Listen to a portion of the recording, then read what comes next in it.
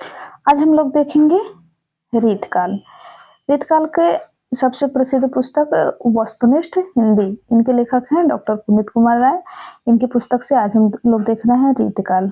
रीतकाल को और किस नाम से जाना जाता है? तो रीतकाल को उत्तर मध्यकाल के नाम से जाना जाता है। किस काल से? उत्तर मध्यकाल। पहला ही प्रश्न बनता है कि रीतकाल को और किस नाम से जाना जाता है? तो रीतकाल को उत्तर मध्यकाल के नाम से जाना जाता है। आचार्य शुक्ल ने रीतकाल का समय माना है कितना, माने शुक्ल के अनुसार रीतकाल का समय कितने से कितने तक माना गया है? तो संवत 1700 से संवत 1900 तक माना गया है। उत्तर मध्यकाल को किस नाम से जाना जाता है? यानी कि उत्तर मध्यकाल जो कि रीतकाल का नाम है, उसको कितने नामों से जाना जाता है? तो पहला रीतकाल, ये किसने कहा? आचार्य शुक्ल ने कहा है। दूसरा अलंकृत काल, ये किसने कहा? मिश्रबंधु ने कहा। तीसरा श्रृंगार काल, ये किसने कहा? विश्वनाथ प्रसाद मिश्र ने कहा। उत्तर मध्यकाल को श्रृंगार काल किसने कहा है? ये मोस्ट प्रश्न है जो कि पिछले परीक्षा में पूछा जा चुका है टीजीटी के। उत्तर मध्यकाल को श्रृंगार काल, क्या श्रृंगार काल किसने कहा है? तो उसे दो भागों में रीतबद्ध और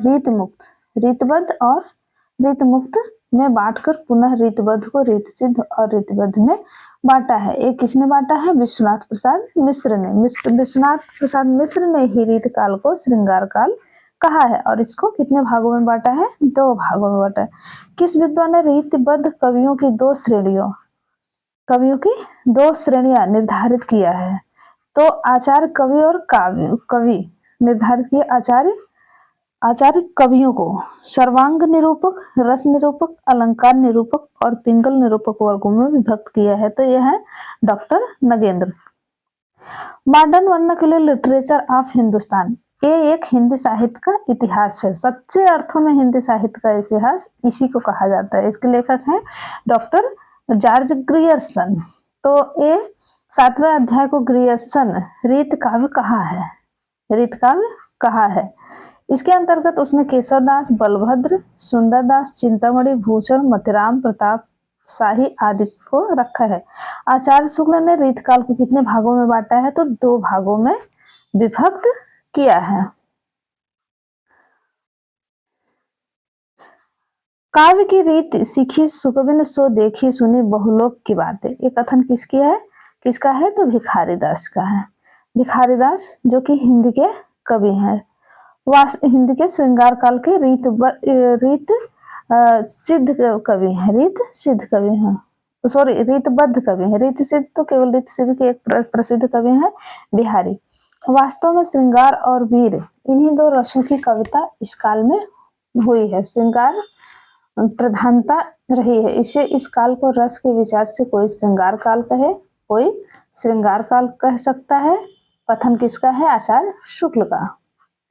रीतकाल का वर्गीकरण मुक्त रीत और बद्ध रीत के दो भाग, रीत चेतस और काव्य चेतस। मुक्त रीत को दो भाग, क्लासिक और स्वच्छंद, किसने माना है?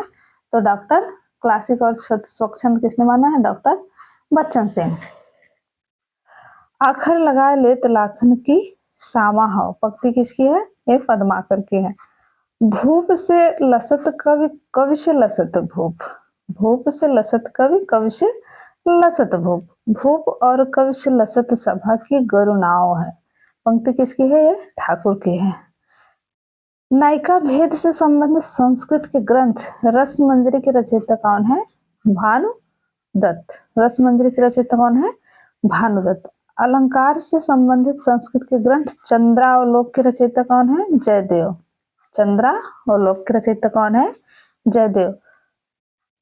कर्णाभरण, श्रुतिभूषण, भूपभूषण नामक 3 अलंकार संबंधी ग्रंथ किसने लिखे हैं?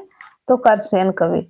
शास्त्रीय पद्धति पर काव्य रीत की विभिन्न अंगों की सम्यक विवेचना करने वाले प्रथम आचार्य कौन थे? केशवदास। आचार्य शुक्ल ने रीत काव्य की परंपरा का प्रवर्तन किसे माना है? प्रवर्तक।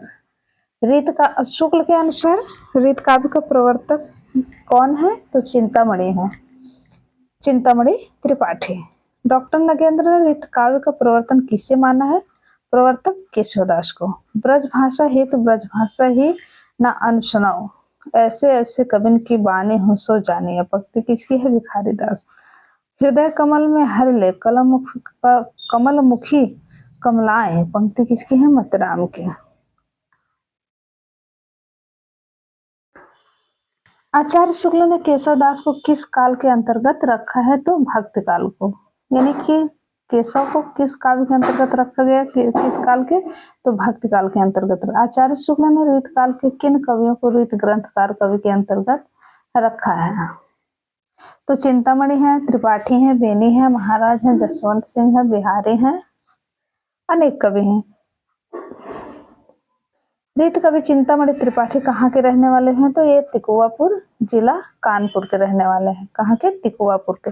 जनश्रुति के अनुसार चिंतामणि त्रिपाठी के भाई थे भूषण, मतराम और जटाशंकर।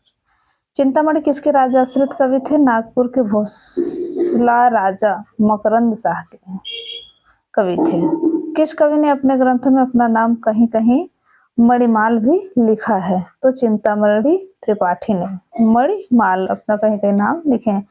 रीतकाल की प्रमुख मुक्तक रचनाएं। तो चिंतामणि कविकुल कल्पत्रु, रसविलास, कविकुल कल्पत्रु, रसविलास, काव्य विवेक। मतराम रसराज, ललित ललाम, सतसई, अलंकार, पंचाशिका।